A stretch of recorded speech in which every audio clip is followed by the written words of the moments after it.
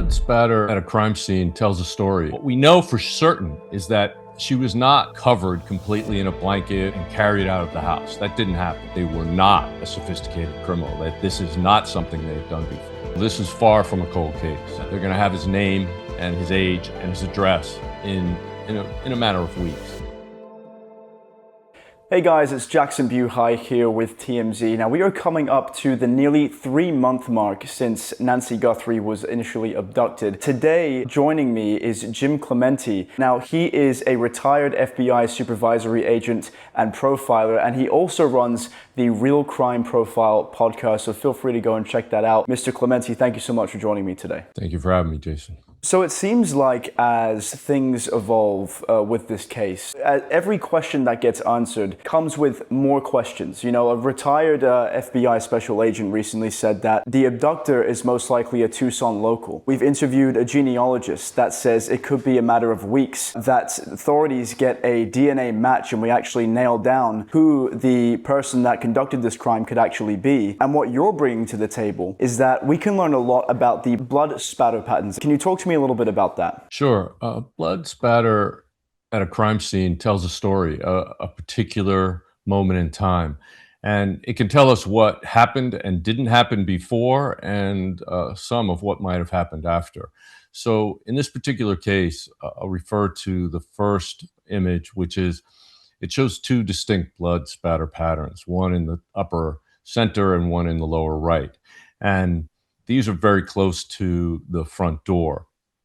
And what these tell me initially is that this is most likely at the front door where Nancy Guthrie refused to cooperate or put up her last stand, basically, against the abductor. And if there are no blood spatter patterns in the house, I think that totally confirms this, that this is where they decided, she decided, that she would not cooperate any further. And as a result, the abductor assaulted her and basically struck her in the face, the mouth or nose area, or both. And she then aspirated blood and then coughed it up. If you go to the second image, which is a close-up of the one from the previous one on the upper center, you'll see two distinct types of patterns, maybe three. And the larger droplets that are sort of in a circle around this dropped almost straight down from her face. And her face then was within inches of the ground when she coughed up. She aspirated and then coughed up this blood that you see, these tiny droplets. Because of the viscosity of blood, in order to get blood droplets that small, there has to be some speed behind it. And medium velocity droplets, like we see here, generally come from coughing or sneezing, whereas high velocity blood droplets would be from a gunshot wound. So there's no evidence of that here at all. But here you also have several droplets that are sort of hollow rings. They're larger in size and they're hollow rings. That's because there was air in that droplet. It was a bubble. And when it hit the ground, it then burst and you only see the ring of blood instead of the solid droplets of blood that you see elsewhere in this image. So the fact that the larger droplets they don't have much of a tail. There are two that appear to maybe have a little bit of tail, giving us directionality. If she was moving at that time, then there would be tails on all of these big droplets, and they would be pointing in the direction that she was traveling. I don't see that here. So I know that she was either on her knees or hunched over very low, and her mouth was very close to the ground when she made this blood spatter pattern, when she coughed up this blood, because of the narrow nature of these spots. They're fairly well contained. So what we know for certain is that she was not covered completely in a blanket or a tarp and carried out of the house. That didn't happen. And I believe it also rules out multiple offenders at this point, because if she had been under the control of two or more offenders, they would have had no reason to let her drop to the ground. if there was one offender who struck her in the face and then she fell to the ground, then he picked her up, which would account for the fact that the blood droplets dissipate and almost disappear as they then travel towards the vehicle at the end of the walkway. So this tells us a story that at this point, I believe she stood her ground and was punished for it in order to get her back into compliance. And then I believe she was carried away, probably with her face facing upwards, which is why you don't see more concentrated droplets of blood from that point forward towards where the car would have been waiting. What I'm wondering is, it's been said that her phone disconnected from her pacemaker approximately 45 minutes after the initial entry was made to the house. That's when we see porch guy on that Nest doorbell camera. And then it seems like there was no signs of a true struggle that happened within the house, only on the front porch. In your career, have you ever seen a case like this? And what could that possibly mean? Why did these attackers or attacker spend so much time in this house before going ahead with the abduction? All right, well, there are multiple questions there, and the answer overall is absolutely. I've seen this before. We don't know exactly when he made entry into the house. It could have been minutes, 10 minutes, 20 minutes after we saw him at the front door. But we do know from Savannah's statement that the back doors were propped open. So he may have done that to just prevent himself from getting trapped inside. In other words, if he got inside and he was faced with a gun or the police or a lot of screaming, that he would have had an easy way to get out. And that may have been the reason he did that. For whatever reason, he spent a lot more time in that house than should have been necessary or would have been necessary to simply abduct her. And when you say, is this consistent? The fact that there was no signs of a struggle until getting outside, really on the front porch. The fact is, we all know he had a gun, a very visible gun in his crotch area, and I'm certain that he used that to control her. And if you're an 84-year-old woman who has trouble hearing and is aroused in the middle of the night by a stranger in a full mask, face mask, it's frightening. It's frightening as hell. And she most likely would have complied, especially since he had a gun. It was probably pointing at her. And she got out of bed and she went downstairs with him. And then when she realized that she was being taken away from the home, she fought at that point. And that's why you see the blood spatter on that front porch area. You were a supervisory special agent. I'm wondering if you were working this case in the Phoenix FBI field office right now. You know, we're approaching nearly the 3-month mark since she was abducted. What do you think would be some of the things you're doing right now to further this investigation? Well, the most promising thing that can be done is the forensic genetic genealogy. If they actually have isolated a profile of this offender, then there's absolutely no question they're going to identify him. They're going to find him. They're going to have his name and his age and his address in a matter of weeks, if they did isolate that. If not, the best thing that law enforcement could be doing is basically finding out every single person she had contact with over the last weeks, months, years, even a decade. And the same with Savannah. Because Savannah is a celebrity, we may be dealing with somebody who was basically a celebrity stalker, somebody who felt in their mind they had a delusion that they had a reason to have a relationship with her, and she may not have reciprocated that just in their own mind, and that could have given them cause to try to hurt her by abducting her mother. The reason why I feel this is a very strong possibility is that they didn't send a ransom note privately to the family. They sent it to the media. That tells me a very important difference between almost every other kidnapping case with a ransom that I've ever seen. And that is, they usually want privacy. They want secrecy. They don't want the media and the police involved. Because as soon as the media is involved, the police will be involved. And they're trying to avoid that generally. So it tells me what they wanted was the publicity. They wanted the attention of Savannah Guthrie, and they got it. She talked directly to them. She made several videos. She apparently sent a note back. And all of that could have been exactly what this offender wanted. Now, I believe that they thought they were more prepared than they actually were. Obviously, their actions and inactions around that door camera show that they were not a sophisticated criminal. That this is not something they had done before. This is someone who really thought they were prepared, but showed up in an outfit that was light in color for a night operation with reflective straps that identified a backpack that is only sold by one retailer. These are major mistakes. He held up his hand to cover the camera and may have showed that he had a wrist tattoo on that arm. All of these things are major mistakes, and they're going to be reasons that he is going to be caught. It's been said as well from, again, a former retired FBI special agent that the person in that Nest doorbell video is likely a Tucson local.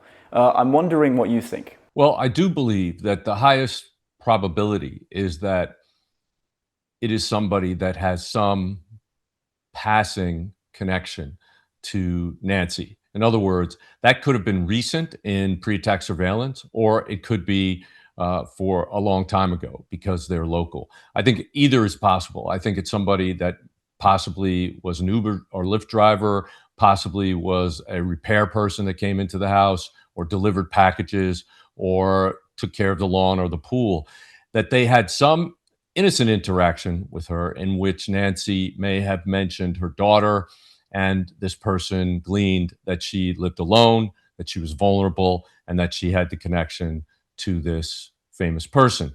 All of that tells me that they at least spent some time in the Tucson area before this abduction. I don't know if they were actually local, but they may have gone there for that reason, to find out as much as they could about her. Many have called the investigation at this point a cold case. Again, nearly 3 months have passed. Have you ever seen an investigation like this one, where it goes for 3 months without any meaningful leads, at least to the public's knowledge, before a breakthrough happens? Absolutely, it happens all the time. But this is you hit on the point. Without the public's knowledge, without the public's knowledge is how most investigations like this, especially when somebody's life was in the balance, they should be conducted because the investigators have to keep things secret so that they don't have people interfering with their investigative process.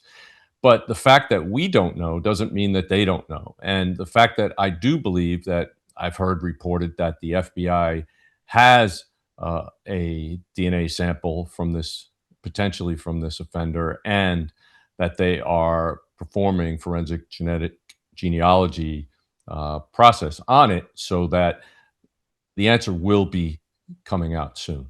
Something else I'm wondering is that, when we spoke to our genetic genealogy expert, she said that, in a house like Nancy Guthrie's, there could be hundreds, even thousands of different DNA samples. How would the FBI know that the DNA sample they've gotten is one belonging to the suspect here? You use the word no. They wouldn't know unless and until they actually identify the person and find that that person was responsible. They will have a high probability of getting a DNA sample from him if they got it from the doorknob on her door, on her bedroom door or her front door, the bed sheets, the light in her room, something connected they knew was connected to this abduction.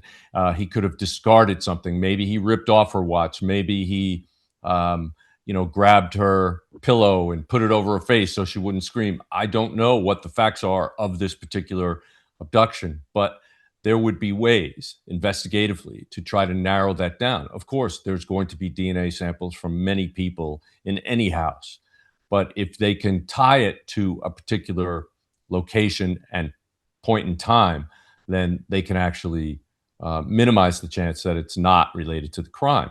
And they may have to do this with multiple samples, and that might be why it's taking so long. I would not at all think that they would only have gotten one sample of one male that wasn't related to the family. I'm sure that they must have taken samples from male family members to make sure that they could rule them out.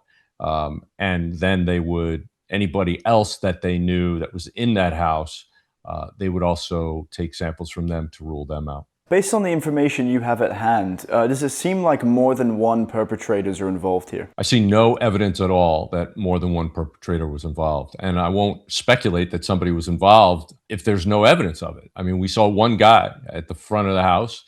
Apparently not just that day, but at an earlier time as well, without the backpack. I don't know if that was the same day or if that was, days before. But there's no indication that there were other people involved, especially when I realized that the blood spatter evidence on the front porch indicates that she actually went down to the ground, and and that tells me that she was not being carried by two people or even assisted in walking by two people, because I don't think they would ever have let her fall to the ground if that were the case. You're saying the blood spatter indicates to you that it's highly likely that only one person was involved in this abduction. Would you say that's accurate? At that scene, yes. At that scene, okay. Do you entertain the idea of a getaway driver, considering that the trail of blood stops at the end of the walkway before we get to the road? No, I mean, because I think she was carried to the car by the person after that person struck her in the face, and she went down and coughed up this blood. But also, you mentioned earlier, it was 42 minutes between the time he was playing with that camera and the time her device disconnected from her phone or her watch. And this guy was taking his time. He wasn't in a rush. And a getaway driver is somebody you leave waiting because you want to get out in 90 seconds, not 42 minutes. Interesting. I think you provide a different insight to anybody I've interviewed before, in the Well, sense that I've worked thousands of abduction cases and bank robbery cases and um, kidnapping cases and sexual assault cases over the course of my career. And we actually, at the BAU, the Behavioral Analysis Unit in the FBI, where the profilers are, is actually part of the National Center for the Analysis of Violent Crime. We study all the violent crime in the United States and much of it across the world. So we're in a unique position, in that we get to actually do this our entire time in the FBI. And therefore, we have exposure to a greater variety and a greater number of each type of case that most agents and most law enforcement officers don't have. That's why we actually teach law enforcement across this country and around the world. No, I agree, and what I was going to say was, we've interviewed other people from the FBI that have entertained the idea of a second perpetrator. But I like what you're doing. You're taking the evidence you have at face value, and you're not speculating. And I think it's interesting to entertain the idea that it could have been an Uber driver, it could have been someone that she knew, a construction worker doing work on her house. Something I haven't heard before is, just based off the blood pattern, it's a very significant indicator that only one person conducted this attack. So yeah, at least at this point, I'm not ruling out that somebody else is involved somewhere else, but there's no proof, there's no evidence of more than one person. We only have evidence of one person. And so, yeah, you can speculate. As I said, I can't absolutely rule out that anybody else was involved, but I certainly don't see any evidence. We'd be looking for things like multiple footprints in the blood pattern. We don't see that. We see one smear pattern in that lower right of that first image. We see one smear pattern. We don't see multiple shoe prints going through there. And so that would be an indicator. We don't see, I'm not aware of multiple shoe prints in the bushes around the house, or any indication that things happened so fast it couldn't have been done by one person. So all of those things, in my mind, tend to dispute multiple offenders at this location. But Of course, I can't absolutely rule it out. All I can say is I just don't see it here. Would you say that in a situation like this, there is a way that cases are solved most of the time? The question I'm trying to ask you is, in what way have you seen in your career cold cases usually get solved? Is it someone that's talking to somebody else and just says the wrong thing? Is it a DNA sample? First of all, this is far from a cold case. The FBI is actively working on forensic genetic genealogy on this case, and that means it's active. That's a lead that's being followed. I'm sure that they have not yet interviewed every person that Nancy or Savannah interacted with over the course of the last months and years. And I'm sure that's still going on, and it should still be going on until they actually resolve this case. There's also, I'm sure, a number of search strategies that I'm sure have not yet been fully implemented that should continue to be implemented. So it's not a cold case, but if there are multiple people involved, yeah, one of them usually breaks down or gets caught for something else and gives up the others. But more likely, somebody who knows this offender, somebody is out there who knows this offender, who lives with, works with, plays with, hangs out with, lives next to, has some interactions with this guy. And leading up to this, he was under stress. And when the images were released, that stress maxed out.